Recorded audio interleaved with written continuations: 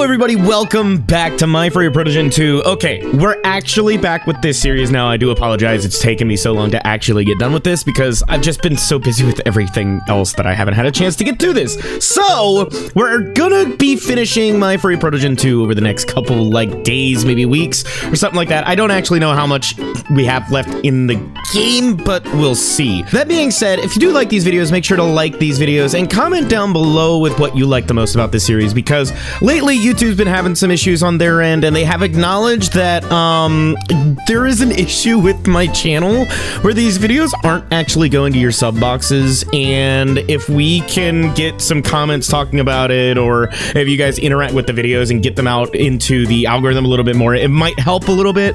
That's what they suggested to me, but that's a story for another day. I just want to get into playing around with Juno today. I really didn't want to think about what might have been. There were so many what ifs going around us that thinking about each one would make my head explode. But I knew that I wanted to protect her. I wanted to be the one that would be there for her at any moment. That was what was important to me. More important than anything else, and even more important than the mission. I knew that Juno wasn't angry with me, but that didn't mean I wasn't angry with myself. The fatigue was stronger than the anxious thoughts. As soon as I relaxed into Juno's warmth, my mind went dark and I finally fell asleep, listening only to the quiet sounds of the ship. The next day, I saw the familiar scene again, an image well imprinted in my head, darkness in which the explosion burned red. The ship floating in the void, taking me farther and farther away from the wreckage.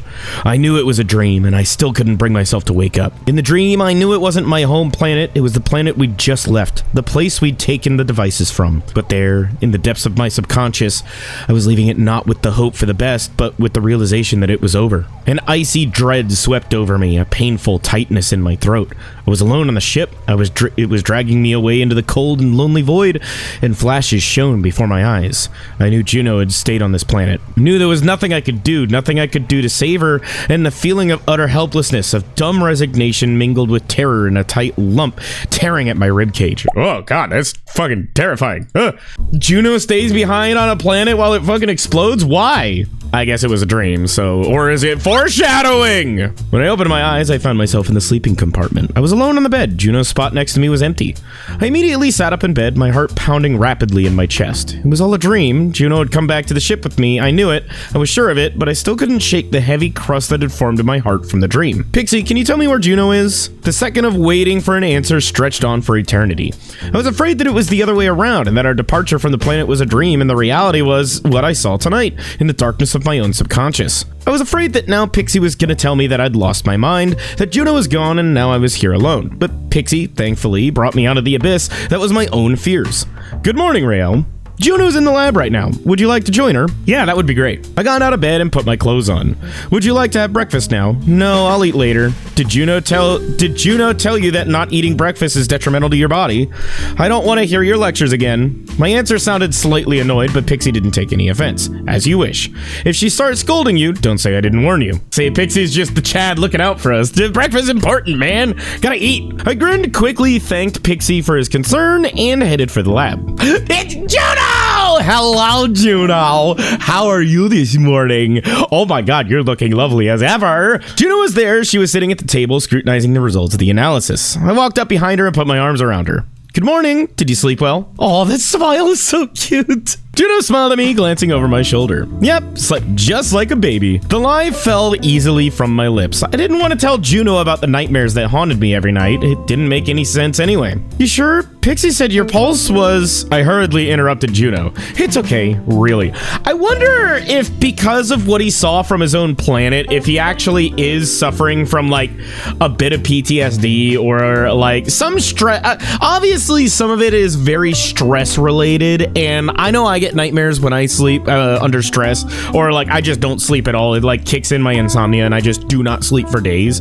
But I wonder if there's a combination of both going on with him, and he needs to be talking about it, or at least acknowledging that there's a bit of an issue. You would think you would know by now that hiding his issues from Juno and Pixie, the people keeping him alive, would be important, but whatever. It's okay, really. I must have dreamt about something stupid and it made me agitated. A concerned expression appeared on Juno's helmet. What was your dream about? I don't remember. I think it was about that spicy pizza we ate half a year ago. Oh no. Tell her the truth. Seriously? That made you agitated? Well, yeah, because it looked really good, and I was shocked. I was mad that I couldn't eat it because it was too spicy. Yeah, I was running from a giant pizza while my mouth burned. Oh my god. It must have crawled its way back into my mind due to how spicy it was. Remember the day we ate it and how much of the capsa thing was mixed into the dough? Even if Juno didn't believe me, she decided not to push and just shrugged. Yeah, that's such an obvious lie, my dude. Come on! By the way, don't tell me you've been here all night again. No, I woke up a couple hours ago. The deep analysis made by Pixie is done, and now all that's left is to summarize everything we know about it. I sat down next to her ready for a serious conversation. Any progress? Yeah, you could say that. The first thing is that these devices are definitely connected. They don't affect each other's work, but if one stops working, the other ones know about it. The devices do not have any AI in them, instead they operate using a specific algorithm. As I suspected at the beginning, while still researching the anomaly on your planet, it's all done by someone who planted all of them. Well, no shit, it's a spiky thing that got stabbed into the dirt. It doesn't just fucking grow on trees. Like, somebody put it there. Someone deliberately placed them on this planet as they did the same on yours and many other. Yes, again. Is there any way to find out who did this? No, I don't think so. At least not while they're in their off state. But I can't turn them on. There's too great a chance it would kill us immediately. The only way to test them is to try and activate one on a desolate planet, but I don't want to do that unless there are no other options. So what do we do now? Juno sighed. I think these devices are powered by the energy of the planets and all living things on them. Remember when I said that all living things carry a certain energy? These devices devour it and drain the energy from planets. But why do they need that energy? Where do they put it? The energy is partially used to power the device. It affects the environment and requires some energy, but all the other energy is stored inside. It's all about these crystals. I've studied them, but so far it's too little to draw any conclusions. But I'm sure they store it. So these devices feed off the planet's energy? Interesting, actually. Wait. I wonder if they're going with some sort of archive fucking angle with this. Hang on. Wait a second. Are they trying to give their own origin story to archive energy? And why are they blowing up afterwards? And why were the animals on the last planet dying and the animals on mine getting infected? Juno was thoughtfully silent. I don't know yet, Raeal. There's not enough information. These devices hardly give any information while turned off. If we could observe it from afar, see how it reacts to living things, that might give us enough information. We saw how it reacted, created a pile of bodies laying around it. Yes, but as you said yourself, they died immediately. They didn't get infected. Something just doesn't add up here. The anomaly on the O-1221M is definitely of the same nature as the anomaly on your planet. They were all created by the same person. But there was no virus on O-1221M. I did study on the samples we collected. They just died. They weren't infected. I would suggest that what happened on your planet is a result of individual mutation. The device had severely weakened the index case, patient 0, making his body a suitable host for all sorts of viruses and mutations. But I studied the virus from your planet, and I can say with certainty that it was an artificial virus. And what do the devices have to do with it? Do you think they're infectious? I would assume so, but I'm not sure how to explain it yet. The devices look more like batteries. I couldn't find anything related to the virus. Yes, they affect the environment, but they don't infect it. They just suck the energy out of all living things and store it in themselves. But what's the point of that? Why destroy O-1221M in the first place? It's not like anyone lives there. I don't know, but I do know that those devices would have destroyed... You know, I'm just gonna call this planet Penelope if we hadn't intervened and shut them down. But given that I haven't detected the virus, this planet has a very chance of recovering. So we saved it? Smile appeared on Juno's helmet. I think so. We saved the planet! Maybe. Something still gives me a bad feeling about this, because she did just say, like, the devices know when each other turn off through some sort of algorithm. I wonder if that also means whoever planted the devices now knows that somebody is chasing them. Just a guess, I don't know yet, but it leads me to believe that there's some kind of archive element to this, that they're trying to weave their own, like, archive energy origin story, which, again, very interesting and not something I've seen a lot of people do yet when it comes to, like, doing the whole, Protogen backstory and everything and lore. My heart jumped with joy at this news. Yes! That's great, Juno! We saved an entire planet! Yes, but it's still too early to get excited. We need to understand how these work and where the viruses come from. Are there no traces of the virus on other planets we flew past? Can't say for certain. We flew over planets that had already been destroyed. It's impossible to say for sure there was no virus, especially given how nearly impossible impossible it would have been to take samples. But in this case, I don't think enough time has passed, and we're lucky to get it in time. Okay, but then what happens to the devices after the planet explodes? Are they destroyed along with it, or, I don't know, move somewhere? Juno shrugged thoughtfully, running her eyes over the research results again. So far, we don't have an answer on that question either. But we will find out soon, I hope. I nodded. I was ready to move on no matter what. The idea of facing the virus again terrified me. I could still remember what had happened to the animals and humans on my planet, but that didn't stop me. Even if Juno had only saved a small, little-known planet with no intelligent life, it was already our small victory. I wasn't gonna stop there, and I knew for a fact that Juno wasn't going to either. What do we do now? We still need to figure out how this thing works. Remember how I said they were connected? I nodded and Juno pointed to a computer monitor that showed a map of the galaxy we were now in. As I said, these devices are connected to each other, but for some reason they have a set of coordinates, and I think those are the coordinates for the nearest planet with those devices. Wait, why? Why did this person leave them scattered like that? Wouldn't they be afraid that we would use it to find them? There's another question we can't answer yet, but you are right, this helps us a lot. Juno pointed on the map to a specific planet and said, "This is the nearest planet with those devices. I found it myself some time ago and the device's coordinates confirmed it, so that's our next destination. It's an ice planet called Penelope 2. Intelligent beings live there, but they are at an earlier stage of development, just like your planet. We should head over there, disable all but one of the devices, and observe how it works. What if there's a virus in there? If there's a virus in there, we can make an antidote based on the vaccine I made for you. But we need to figure out if the virus is there in the first place. We must find the devices, disable all of them except for one, and observe it. As soon as it's dangerous, we'll shut the last one down and prepare the antidote." Juno's plan sounded pretty good to me. After the news that we had managed to save Penelope from destruction, I felt an extraordinary surge of energy and motivation. Then let's go there and do our best. Yes, absolutely. By the way, you said there are intelligent beings living there. Have you been there before? I haven't personally been there, but I know about some spacefarers being there before.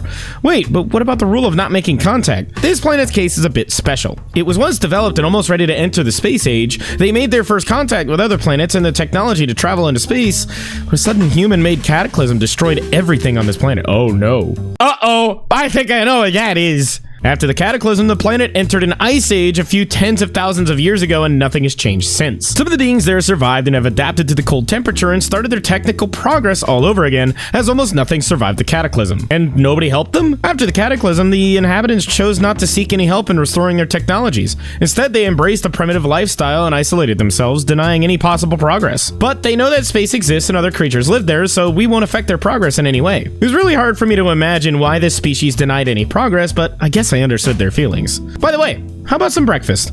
You haven't eaten anything yet. Pixie told me all about it. I wrinkled my nose. What a frickin' snitch. I hear everything, Raeal. He's like fucking Hal, just like, "I'm sorry, Raeal. I'm afraid I can't let you do that. Here's your order of 10 fucking pancakes with syrup." Juno laughed when Pixie responded to my mumbling. "Come on, we need to eat. The ice planet's at least a few days away.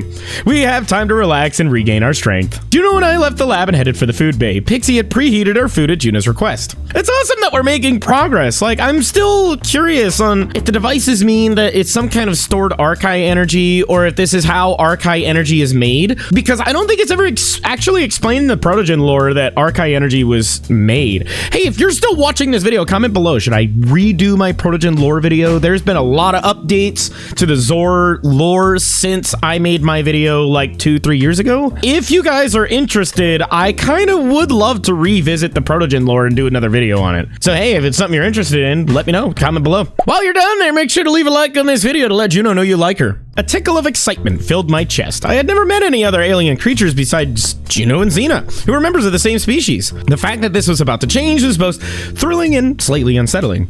How would I be perceived on this planet? Would its inhabitants be hostile towards us? Would we interact with them, or would we remain in the shadows so as to not frighten anyone? The stream of questions in my head was interrupted by Juno's voice. "What are you thinking about? About this planet we're going to? I don't even know what it's gonna be like. It's not like I've met any other intelligent beings in space besides you." Don't worry, everything will be fine. At first, when I started my expeditions, I was also afraid to encounter new species. It's always exciting. How will they perceive you? Will they be hostile or hospitable? But the process of communicating with them eliminates all fears. Of course, they will be afraid of you just like they were of me, but once they realize that we come in peace, fear will be replaced by interest. Intelligent beings are always afraid of what they don't understand. So we're going to interact with them openly? Yes, of course. Not with everyone, obviously, just with a couple. We'll need a guide who can help us contact the others in case of danger. What if no one agrees to be our guide? Juno smiled. There's always somebody willing. Like you, for example. I was doing it out of fear of being caught by my religious zealot parents and community. I did it out of necessity, and even then, I lied to you. What makes you think you could trust another one? I don't trust them already. I grinned, blushing slightly at the memory of when Juno and I first met. I had been startled and delighted, and then I ruined the whole first impression by lying to her about my true motives. All I wanted to do was run away, and nothing else mattered to me. Now I am living on the run, literally traveling through a universe that is much bigger than I could have imagined, even in my wildest fantasies. Oh my god, excuse me. Oh my god. I wouldn't mind going with Juno if it weren't for the fact that my home planet had been destroyed and I could never return to it. But in a way, it is even easier now, knowing that I'm no longer confined to a single point in the universe, and that with Juno, all paths are open to me. She is my home now, and I don't care where I go. As long as I'm near her, that's enough for me. Oh, isn't that adorable? The next day. A few days later, we approached our destination, an icy planet called Wire by the locals. As we approached the planet, I saw a perfectly round snow globe glowing on a cold blue light amidst the darkness. It resembled a frozen, polished snowball, smooth in appearance with flecks of white and dark blue. In stark contrast to the previous planet, which is abundantly rich in fauna and displayed thick greenery even from space, this one appeared to be a desolate, lifeless wasteland. Hoth? I thought it was Kolth. Juno and I prepared ourselves thoroughly before boarding the jet and descending to the planet's surface. Juno and I put on warm thermal gear despite her armor protecting her from the cold. My heart raced with excitement as we slowly descended. As soon as the jet's doors opened, we were greeted by an endless expanse of snow-white desert. I had never witnessed such a sight before, although there had been snow and cold on my home planet. Never had I seen such vast quantities in my memory. Juno was the first to leap off the jet, hovering a meter above the ground, and I followed her. Ah, look at her! She's so cute! The fucking scarf! Oh, that's adorable. This looks cozy. I want to give her a hug. That's like the coziest fucking jacket and getup I think I've ever seen. However, while Juno landed in the snow only knee deep, I found myself submerged in a snowdrift up to my waist. Hey, size difference, let's go. Damn, it's impossible to walk here. Juno smiled, trying to shout over the wind, hitting us right in the faces. It's okay, we won't be here for long. Let's go. The wind whistled, the frost bit my face, and the snowflakes scratched my skin. Even in this suit, my legs and feet began to freeze just after 30 minutes. Juno held the locator in her hand, leading the way towards the first device, while I struggled to follow along the already trampled path. My excitement about discovering a new planet quickly dwindled. Even if there was something to see, the icy blizzard made it impossible. The blizzard engulfed us, creating an impenetrable wall, and our only point of reference was the locator. Juno's helmet illuminated yellow, assuring me that she was directly in front of me, but I still couldn't look ahead. I had to keep my head down to shield my face from the wind and snow. How much longer do we have to walk? I don't know. I guess not that much. Keep up. Juno kept turning around to check on me every 10 minutes, making sure I didn't fall through the snow or wander off. The deep snowdrifts made walking noticeably challenging, leading to quick exhaustion. I just wanted to finish everything as soon as possible and retreat to the cozy warmth of the jet, leaving the harsh weather behind. We're almost there. Now we have to get to the mountains. I think the device is in a cave. Juno, like me, had to shout to make up any kind of contact. Why would they land so far away, though? Wouldn't you want to land closer to the device? Unless you didn't want a chance landing around, like, civilization or anything like that. Still, you would probably want to be closer, wouldn't you? I mean, she has no problem. She's only knee deep. I'm to my waist, man. At least it's deep for me. I'm small. We struggled to reach the mountains, which I only noticed as we approached them. They were covered in ice and snow, and the blizzard made it impossible to see them from a distance. Once we were in the cave that sheltered us from the wind and snow, I exhaled with relief. It's impossible to navigate. Who can live on such a harsh planet? Juno laughed, shaking off the snow. Like I said, the locals have adapted to these conditions. But just so you know, we're here in the coldest season of the year, and we're close to the pole. That's why it's so harsh. I'm sure it'll get better as we move farther around the planet. This planet is like an icy hell. I wouldn't last a week here. Don't worry, you'll get used to it in a couple days. We need to find the first device to disable it. It's somewhere in this cave, according to the locator. Frozen and tired, I grumbled unhappily. Why hide it so deeply? On the previous planet, the devices were literally in plain sight. That's because there were no intelligent beings on the previous planet. Whoever installed them probably didn't want the inhabitants to find and break it. Juno and I went farther into the cave. It was as cold as it was outside. The cold was coming from everywhere, but at least we were protected from the wind. I mean, to be fair, the wind is like the #1 thing when it comes to being cold. If it just bites through you and gets through your clothes, yeah. I would much rather be in a cold cave than just outside in a blizzard. As we walked, I eyed the outlandish crystals growing from the floor and ceiling of the cave. They resembled icicles, but much brighter and glowing with a beautiful bluish hue. Do you think there are any settlements around here? I don't know. Probably not. If I remember correctly, the locals live closer to the equator. It's warmer there, though not by much. How can you live like this when it's winter all the time? Not even taking into account the damn cold. Everything here is cold and frozen. It's all kind of sad. Juno shrugged, following the locator. Locals are used to it. They haven't seen anything else. We went further into the cave only to discover that the locator had led us to the opposite side of where we had initially entered. As it turns out, we had unintentionally passed by the device while engrossed in conversation, prompting us to retrace our steps with a sigh. The device was located in the heart of the mountain, hidden amidst the shimmering blue light that came from the crystals. Juno came to a halt and activated the bot, which, under Pixie's direction, commenced the process of disarming the device. Why was it installed here? I understand it's to keep it from being destroyed by the locals, but don't you think it's hidden too deep? I mean, there's not even any wildlife here. These devices devour energy not only from living things, but also from the planet's core. I think this one in particular is a kind of backup plan, just in case something happens to the others. There are more of them on this planet than on the previous one. I think it's because of the risk of being discovered. And on my planet, where were they located? Juno shrugged. I don't know. We discovered the effects of the anomaly too late. It was useless to look for them. But I think there was one of them in that cave where you went alone. I shuddered involuntarily. I don't remember very well what was there. I only remember the red color. It was everywhere.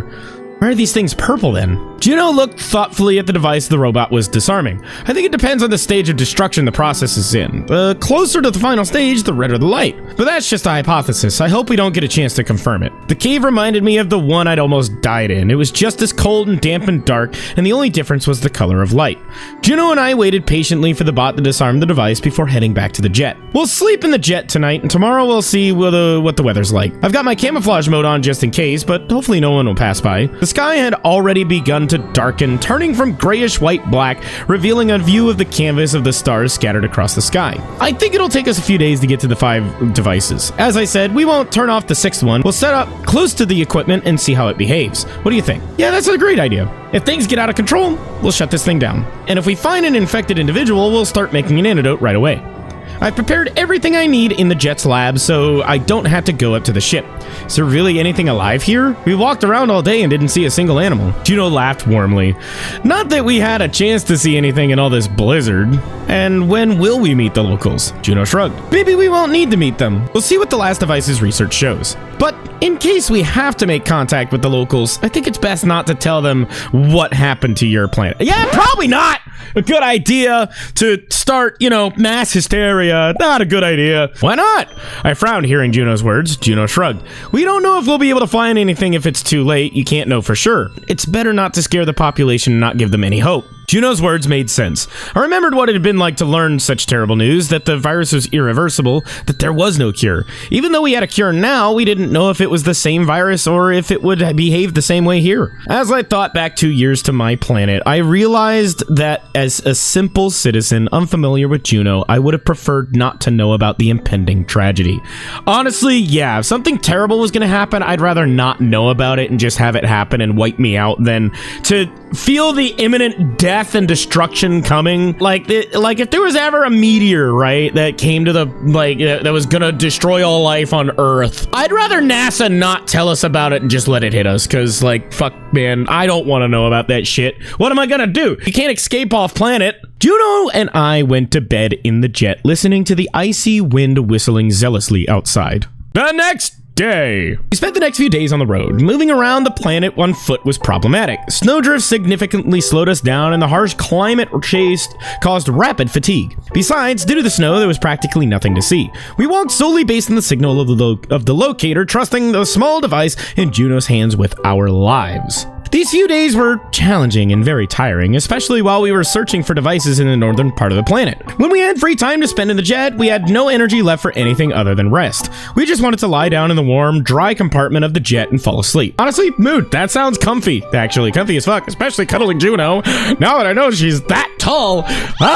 It got dark early here, and the night was long and cold. The day was gray, faded, and short. There was nothing to see here except for snow, which I hated so much that I didn't want to get out of the warm jet to look for another device. I was frustrated with my own fatigue. My body just wasn't strong enough for extended expeditions in such harsh conditions. Unlike Juno, who remained positive and upbeat, I felt like a storm cloud. It greatly annoyed me that Juno made me feel weak. Dude, she's a biologically engineered being. You can't expect to be on the same level as Juno. You are human. She is protogen. Do you understand difference? Human. Weak, fragile, feeble, easily break in half between Juno thigh.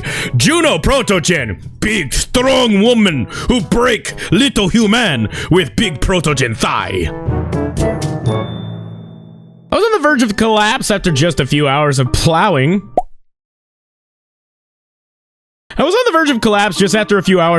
through the snowdrifts, all the while Juno effortlessly continued forward without any signs of exhaustion. No matter how hard I tried to contain my irritation, it persisted and only made things worse. I felt like I was the one slowing us down. The worst moments came when Juno would pause to collect samples for her research. She was trying to combine the mission with her usual work of exploring planets, unable to resist the allure of the rare animal or rock. Each break, no matter how brief, fueled my frustration. I suppressed the urge to explode with anger, fearful that I might say something hurtful. Have you not learned your lesson yet?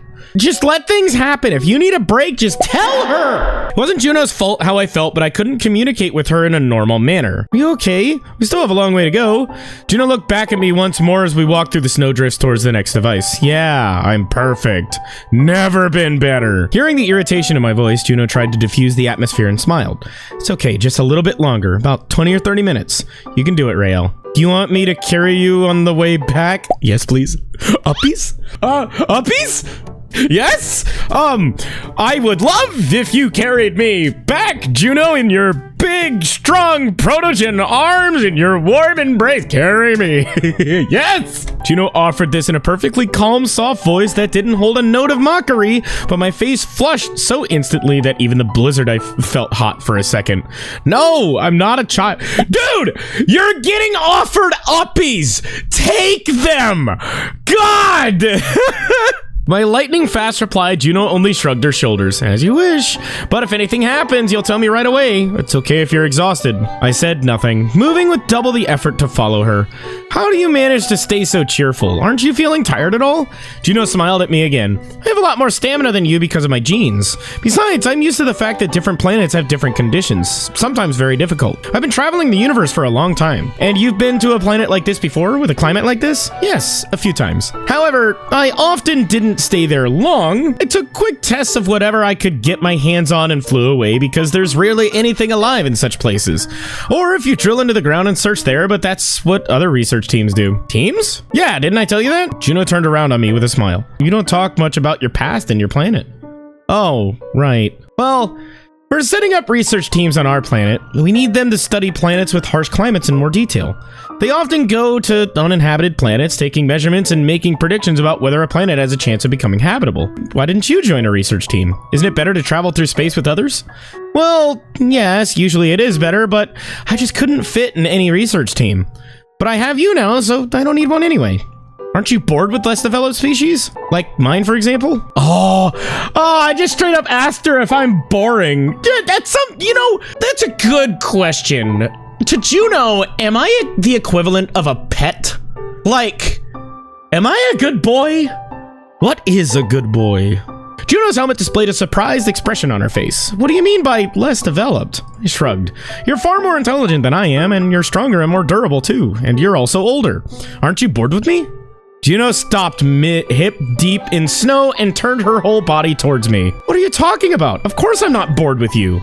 I didn't respond with anything. This question visited me from time to time in training in the lab. When navigating the ship, I felt that Juno was superior to me in every way. Yeah, that was a stupid question. I'm sorry, I'm just thinking about the mission right now. I understand, but don't think I'm bored with you, Raeal. It's not like that at all.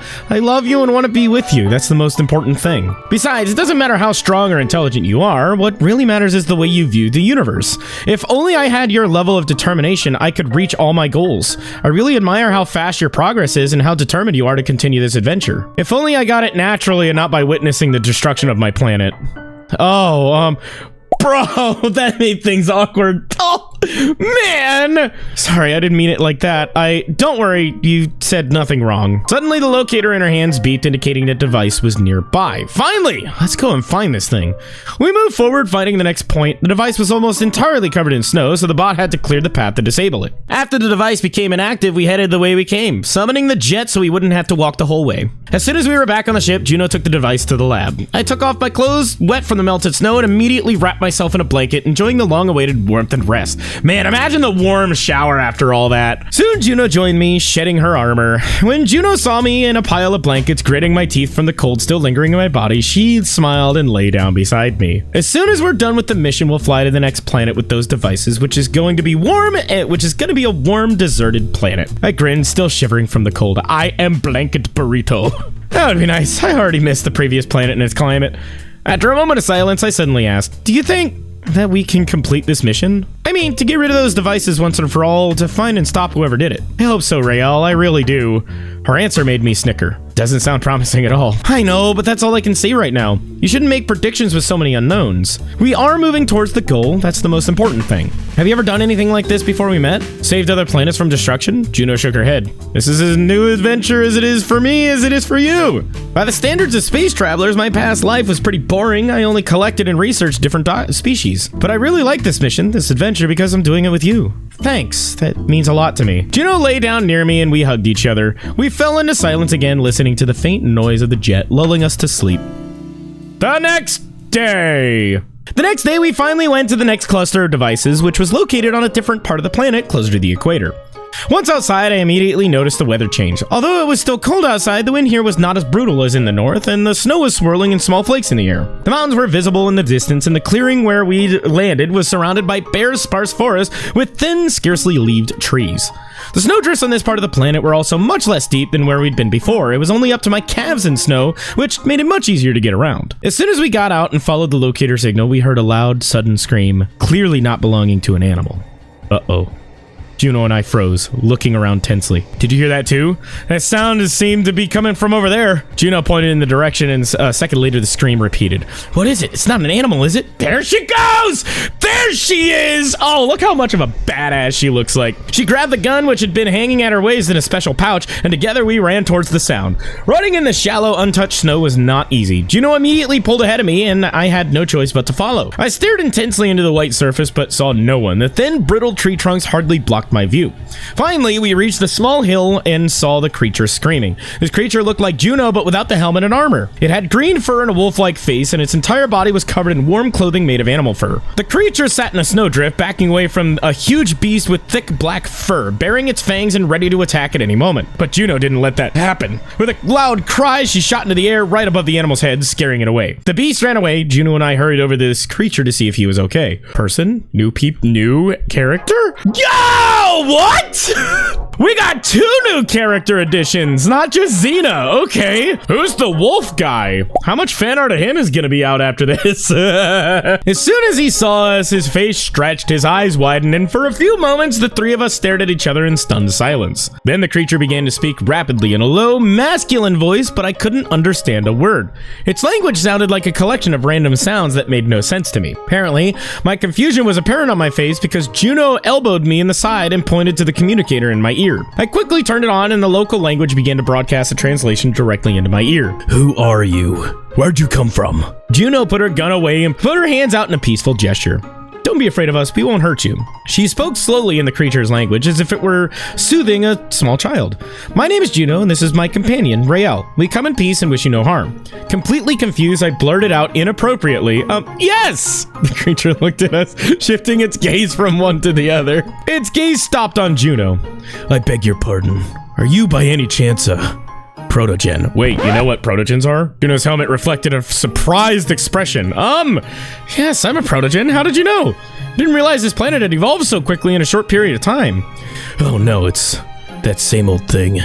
It's just that we've had a protogen come here before about 5 years ago, maybe a little more. I don't remember his name. He stayed in our village. The local finally got up out of the snow and shook off the clumps that had stuck to his clothes, then looked at me. I've never seen anyone like you before. Who are you? Me?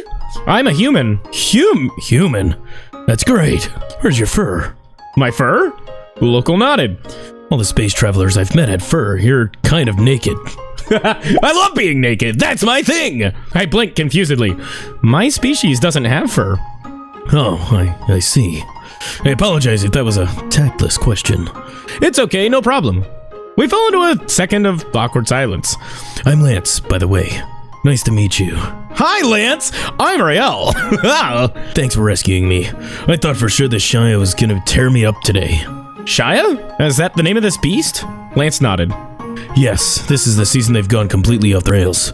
They started coming to the villages, and it's dangerous to go into the forest. 3 people from my village have already been torn apart. Juno nodded thoughtfully.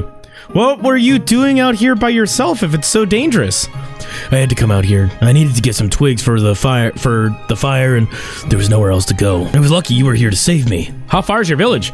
About 3 hours away. Oh my god, 3 hours? You said these animals, Xaer, right? Have gone completely off the rails? What does that mean? Has it ever happened before? I immediately understood why Juno was asking that question. She must have suspected it was about the device, which was nearby. Lance nodded at her question. Yeah, the Xaer aren't usually found here at all. They live deep in the forest, feed on carrion, and they are afraid of hunters. Back in Ignis, they weren't visible, but as soon as Aydee came, it was like they went crazy and started attacking us. Ignis and Aydee are the name of the seasons? We don't have seasons. In the south, only the Iris and Ibis are a little warmer than here. It was hard for me to imagine what it would be like to live in an endless winter all my life, where there weren't even seasons. And you're a male, aren't you? I remember Juno meeting me and asking me the same question. Juno must have remembered it too, because her helmet reflected a soft smile. She's trying not to laugh right now. And my question, Lance squared his shoulders a little like he was trying to appear taller. Yes, I'm male. Are you a male as well? Yeah. I thought so. By the way, you're kind of short. Oh god, I'm surrounded by giants! Are you a teenager? No, I'm an adult and I'm not short. That's standard height for our species. Lance's remark pricked my pride a little. He smiled immediately. Oh, I'm sorry. Like I said, I've never met anyone like you before. What did you call yourself? Human. Exactly. It's funny. Why are you called that? Does it have any meaning in your language? I didn't have time to answer that question because Juno asked Lance, are you an adult yourself? How old are you? I was born 17 Igis ago. So you're younger than me? Lance laughed and shrugged. I guess so. What are you even doing here? Were you just passing through? Juno and I looked at each other and then she answered. We're here on business, you might say. We're looking for some artifacts. We've already collected most of them, but there are some of them left. What kind of artifacts? We don't have anything on our planet that would be valuable to sky travelers. You don't want to take away our resources, do you? Lance frowned slightly. Juno immediately shook her head. No. Of course we're not taking anything from you. It's just that, a while back, someone left some stuff on your planet and we're looking for it. Has anyone flown recently? You didn't see anyone? No strange creatures? Lance shook his head thoughtfully. No, I don't remember anything like that. But I didn't see your ship either. If you hadn't helped me, I wouldn't have known you were around. And who is this someone who leaves his stuff here? Juno and I glanced again and answered at the same time. We don't know. It's a long story. Lance looked at us questioningly, but didn't inquire further. All right, you guys can keep your secrets. Just answer, should I fear my planet or not? Many different answers swirled in my head. Lance is surprisingly much more advanced on the subject of space travelers. Someone must have told him before that this planet might be in danger, or he wouldn't have had such thoughts. It'll be fine, we'll just take the artifacts and fly away. Juno threw me a brief glance, but didn't protest and nodded. Well, that's fine then. I can help you find these artifacts of yours if you want. I'm very familiar with the area and all the roundabouts. This area can be quite dangerous if you don't know where to go. Thank you. We will gladly take you up on your offer. We have a locator that indicates the location we need, but we could use the help of a local. Juno smiled once more and I shrugged. I didn't have an issue with accepting Lance's help, even though I felt we didn't actually need it. Our tasks were nearly done here. All that remained was to gather the remaining devices, study one to understand its impact on the environment, deactivate it, and then depart. However, I also had a desire to interact further with the locals, especially if there was a representative among them who wasn't afraid of Juno. Great. It's been a long time since I've interacted with sky travelers. How have things in the universe changed in that time? Any interesting news to report? Lance looked on with genuine joy and interest. His gaze immediately lit up, full of enthusiasm. I guess nothing much happened. By space standards, a few years is not much time at all, so I don't even know what to tell you. Well, It's probably a good thing. Everything's peaceful and calm. Lance smiled a little embarrassedly and then suddenly caught himself. Where do you need to go? Show me where you're going and I'll figure out the best way to get there. Juno handed Lance the locator and pointed to a flashing dot a few kilometers away. Lance, seeing the dot, looked around and looked in the direction she was pointing. You're lucky I got in the way. That way is pretty dangerous and it's inhabited by Urians. And they don't like visitors, so we avoid that area. Who are the Ur guys you mentioned? Lance grinned when he heard that question from my communicator. You have such a funny way of pronouncing our words. I've never heard they had that accent before. Urians are predators with 2 legs and 2 hands, just like we have. They're pretty smart, but they don't go outside their territory. They eat mostly critters, but if a random passerby annoys them, they will hunt them down. I shuddered when I heard the story, but Juno only smiled. Then we're lucky to have you to guide us. Yes, let's go. We'll have to make that little detour, but we'll get around this place. I don't doubt that you would have been able to defeat them, but when that Protogen came to us, he told us that he can't interfere with the planet's ecosystem. So I guess that's the same case for you. Juno nodded thoughtfully. Yes, we only do it in extreme cases to protect ourselves or something like that. We began our journey through the snowy forest. Lance bombarded Juno with various questions ranging from space-related topics to what the previous Protogen visitor had shared with him. Juno did her best to provide answers, although some things were unknown to her as well. That was because for the past 2 years, neither Juno nor I had shown much interest in news from the universe. Our focus had solely been on the mission, causing us to feel disconnected from the outside world. Despite Lance's naive and outdated inquiries, Juno patiently responded, trying to maintain a friendly demeanor and occasionally flashing smiles. Meanwhile, I remained silent, keeping an eye on the surroundings to ensure that we are not being followed. As we passed through this particular section of the forest, a strange atmosphere enveloped us. We were near the domain of those predatory creatures. Suddenly, a piercing howl erupted from a nearby direction, reverberating through the forest. The 3 of us froze in our tracks, startled by the sound. This haunting cry, reminiscent of a scream, sent us chilling shiver down our spines. What the hell was that? It's a Urian scream. I think one of them is patrolling the area, watching us. We're walking right on the border of their territory, but it's okay. They won't attack us if we move in the right place. So they won't attack us as long as we follow you, right? Yep, as long as you follow me with the same speed. Oh, by the way, we have a legend about our origin. Would you like to hear it? Sure, as long as your speech doesn't provoke them. It's not that I didn't want to hear the story, but I couldn't understand why they were so calm. Weren't we, like, almost in danger? Yeah, almost in danger doesn't mean in danger. That's the biggest thing. It's been passed down from generation to generation, more as a scarecrow to frighten naughty children and warn them not to go into the forest. In ancient times, the Urians were the inhabitants of these woods. They lived in these places long before us and were neighbors to the spirits. Things were different these days, as it was warm and thick forests grew all over the planet, but there was no snow at all. According to legend, the Urians were the child of the spirit Gwarg, who created them from the branches of the great tree and the blood of the forest animals. Gwarg was bored, so he decided to create those he could care for. The Urians were a wealthy, advanced race who built settlements and traveled the planet. The spirit of Gwarg had a brother, the spirit Jargus. They were both children of the wind and sky, but they did not get along. Gwarg was a wise older brother who helped and protected nature and was its good friend, while Jargus was mean and envious, never able to reach his brother's greatness. When Gwarg created the Urians, Jargus was literally mad with envy. He tried to replicate what he had done, tried to create his own children, but nothing worked. All he could come up with were scarecrows that made of sticks and leaves, because Jargus was too evil and black to breathe life into them. Then Jargus decided to create his own creatures and molded a monster out of the carcasses of dead animals. He took the corpse of every animal that existed on the planet, piece by piece molded a huge evil monster named Raeal. Raeal was not intelligent like the Urians, could not feel positive emotions, could not create beautiful things. But he was a loyal pet to Jargus, who began to train him, teach him, and scorch him with the blood of predators to make him evil and cruel. When Raeal grew so large that he could almost reach the sky, Jargus set him on Gwarg and made Raeal kill his own brother. Raeal tore him to pieces and devoured him. But it was such a cruel act, one that Gwarg did not deserve, that the sky became angry with Raeal and turned him into the mountain we now call Mountain of the Dead. But Gwarg could not be returned, and Jargus became the full spirit of the valley. He was angry and decided to turn his wrath upon the Urians, who were left without their patron. He turned the Urians into brutal monsters, very similar in appearance to Raeal, and cursed them, imprisoning them in the one place where Gwarg had once created them. Jargus forbade them to leave his own domain, and over the years the Urians became animals no longer sentient. And after the death of Gwarg and the rise of Jargus to power, our world was filled with grief and sadness, and eventually Jargus fell asleep. Eternal winter followed his slumber. When Lance finished his story, there was a brief silence. I was a little shocked by what I just heard, although there were beliefs and legends on my planet too, but they were never so violent and bloodthirsty. It's all very cruel. Yep, but it's just a myth that never happened.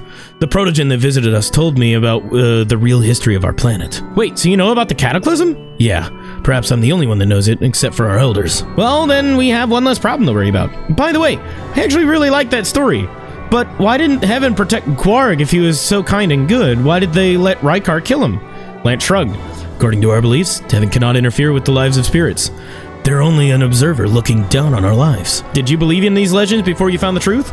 Lance grinned and shook his head. Of course not. They're all just fairy tales for children. As a child, I really liked listening to them. It was interesting to understand how everything works, and such explanations were all my parents could give me. When they told me that at the time of this legend the whole planet was covered in thick forests and there was no snow, I didn't believe it. Couldn't even imagine such a thing. And my parents didn't understand what it was either. They only retold what they heard from their parents and those from their parents, and so from generation to generation. So your mythology has some truth in it. Yeah, but it's still far from the actual truth. Lance turned to me and asked with a smile, "Is it the same for your planet?" He waved his hand, referring to the snow around us crunching under our feet. No, it's different on my planet. We had snow too, but only once a year. My village was surrounded by a dense forest where there were different animals. There was a lot of greenery, different plants, berries, mushrooms. Wow, mushrooms? We also have mushrooms growing on trees. We grow them ourselves. We heat the trees with fire so the mushrooms can survive and collect them twice a year. Did they just grow in the forest on your planet? Yeah, you could go and collect a whole basket. They were growing near trees, on trees, and even in open fields. Lance looked at me with an undisguised delight, his eyes beaming at what he'd heard. I would love to see everything you've mentioned at least once in my life. Though, to be fair, I saw it, but not with my own eyes. The Protogen who visited our planet showed me colorful pictures from other planets, and there was some forest and greenery you mentioned. Just an incredible sight. A sight that we can only dream of here. Lance sighed and headed further into the snow towards our goal. Juno and I looked at each other, but nothing was said as we followed him. We walked in silence for a few minutes, listening to the crunch of the snow beneath our feet until Lance stopped and turned to us. Can I ask you a favor? Juno and I looked at him puzzled, stopping in the middle of the woods. We nodded, interested in what he had to ask. When you find that artifact and fly back into space, can you take me with you? Such a request stumped Juno and me. Oh no, this is why you don't interfere. This is why you do not interfere with people or races or things. Oh no, because now he knows about us. Now he wants to come with us. Now we potentially have a third on our ship. Oh! Anyway, guys, I think that's where I'm gonna have to leave this video. Thank you so much for watching. Like I said, we're gonna get back into this, and we're actually gonna finish My Furry Protogen here in the next, hopefully, couple days, couple weeks. I don't know how much longer we have in this game. I'm gonna try to upload an episode once a week until it's finished. Thank you, everybody, so much for hanging out with me today. Y'all are absolutely amazing. I love your faces. I'm RaealTheProtogen, and I will see you in the next video. Bye-bye, everybody. Wagga, wagga, wagga, wagga, wagga, wagga, wagga, wagga, wagga, wagga, wagga, wagga, wagga, wagga.